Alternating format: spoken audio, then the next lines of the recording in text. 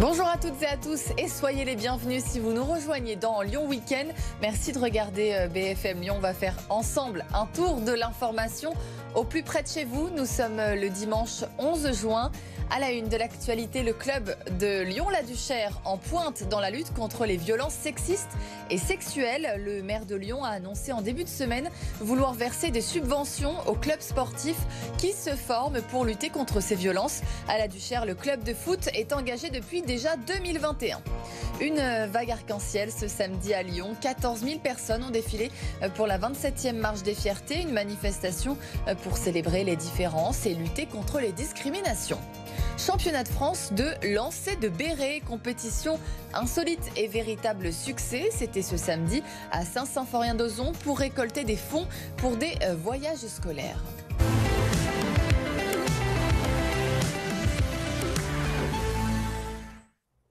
Mais d'abord, cette information qu'on a appris ce matin, information BFM Lyon. Une rixe a éclaté ce samedi entre un homme et 6 autres personnes. Ça s'est passé à la station de métro Gorge de Loup vers 23h dans le 9e arrondissement de Lyon. L'une des 6 personnes a sorti un couteau et a poignardé la victime. 9 coups de couteau au total. À l'arrivée des secours, l'homme était conscient. Il a été transporté à l'hôpital Jules Courmont de Pierre-Bénite par les pompiers. Son pronostic vital est engagé. Sur les 6 personnes, 3 ont pu être interpellées dans la soirée. Des subventions versées aux clubs sportifs qui se forment pour lutter contre les violences sexistes et sexuelles. C'est l'engagement du maire de Lyon. Grégory Doucet l'a annoncé en début de semaine dans le journal L'Équipe. Mais certains clubs lyonnais sont déjà de bons élèves. C'est le cas du club de foot de la Duchère. Anaïs Bernard avec Abdelmalek Benawina. Sur la pelouse de la Duchère, les enfants peuvent jouer au football sereinement. Ici, la lutte contre le harcèlement, les violences sexistes ou sexuelles compte autant que marquer des buts. Il y a les stages. Par exemple, les filles et les garçons sont mélangés, donc ça lutte contre le harcèlement grâce à cela. À chaque fois, par exemple, s'il y a des petites embrouilles sur le terrain, direct les coachs interviennent et excusez-vous parce que après ça peut faire des problèmes plus loin, ça peut être du harcèlement. Depuis novembre 2021, le club a lancé un pôle prévention. Les éducateurs sont formés pour accompagner et protéger les enfants licenciés. On apprend le respect de l'autre, le fair play, la vie en communauté. C'est des valeurs qu'on inculque à nos jeunes tout au long de la saison. D'accord ? Et je pense que le message est passé. Lorsqu'on voit le comportement de chacun de nos joueurs, on voit que le message est bien passé. Un travail sur le terrain qui doit se faire en collaboration pour fonctionner. Les éducateurs sont vraiment un relais qui est vraiment nécessaire et qui est très bénéfique. Souvent on peut se dire que ce sont les éducateurs qui vont être de potentiels agresseurs, mais il faut aussi les voir comme des potentielles ressources. Donc moi, dès que je suis arrivée, ce sont des éducateurs qui m'ont orienté des cas, des jeunes filles qui étaient en difficulté. Donc le travail doit absolument se faire en collaboration avec eux, avec leur adhésion et leur motivation. Si la parole s'est libérée à la Duchère, il reste encore du chemin à parcourir. Sur 40 cas en 2 ans touchant des jeunes du club, 3 seulement ont fait l'objet d'une déclaration auprès du procureur, dont 2 pour violences sexuelles.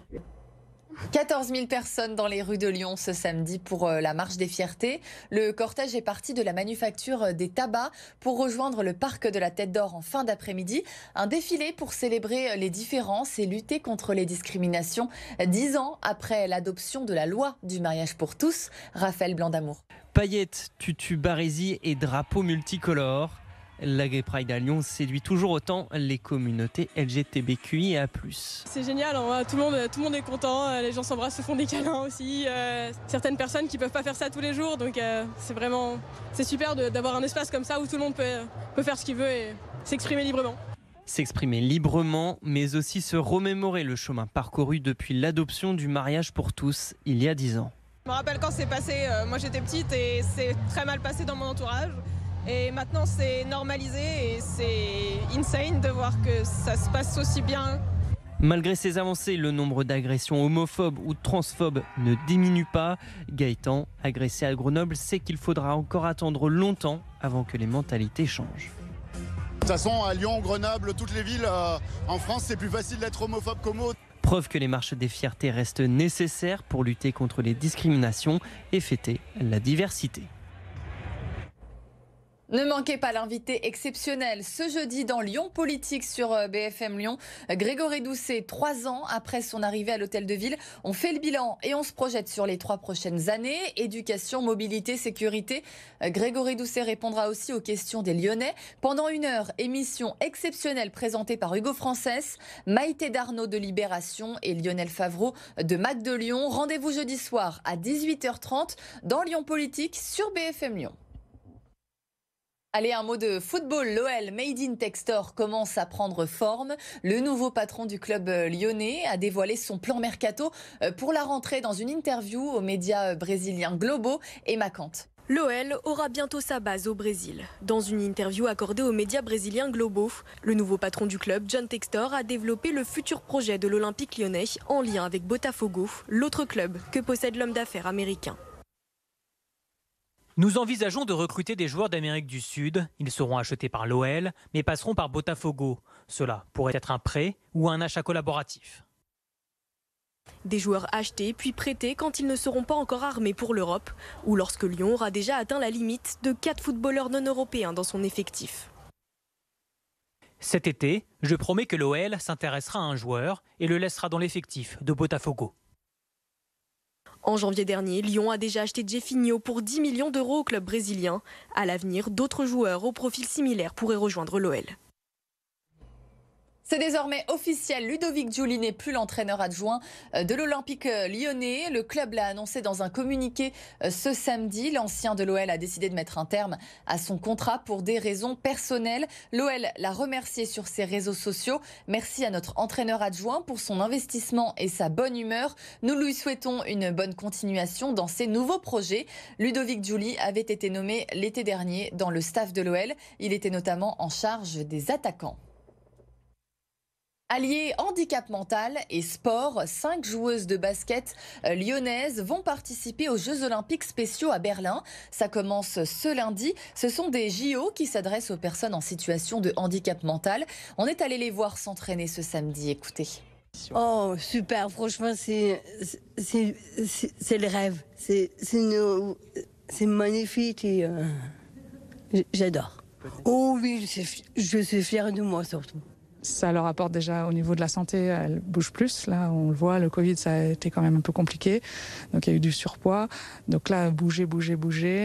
Être ensemble, faire une équipe, ça, c'est super valorisant parce que au début, avant les événements de Special Olympics dans le Vasib, ils étaient amis, tout ça, mais d'avoir une vraie cohésion d'équipe, d'avoir envie de gagner ensemble, d'avoir envie de s'entraîner ensemble, ça a changé les relations. Donc, elles sont contentes de se retrouver, elles se donnent des conseils. Avant, elles n'osaient pas donner des conseils. Elles ont un statut dans l'équipe. C'est extraordinaire parce que moi en plus j'ai joué au basket très longtemps et c'était ma passion et donc reprendre ma passion avec Virginie c'était vraiment une opportunité extraordinaire pour moi. Franchement ça a été vraiment super.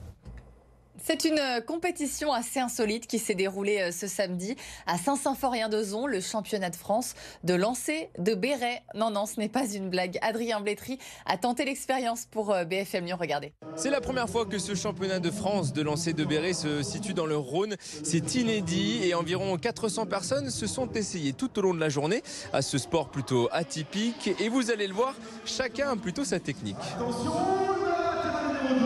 lance à l'envers comme ça et on le fait glisser tout simplement sur le sol. Il faut le prendre comme ça et le lancer comme un lancer de poids. On va quand même pas vous donner la technique en temps réel, ce serait dégueulasse parce qu'après tout le monde va copier, donc moi je vous dis rien, je peux pas vous dire. J'ai tenté la roulette horizontale aussi bien que la roulette verticale, aucune des deux n'a fonctionné. Normalement j'ai toutes les techniques, on va voir si ça marche.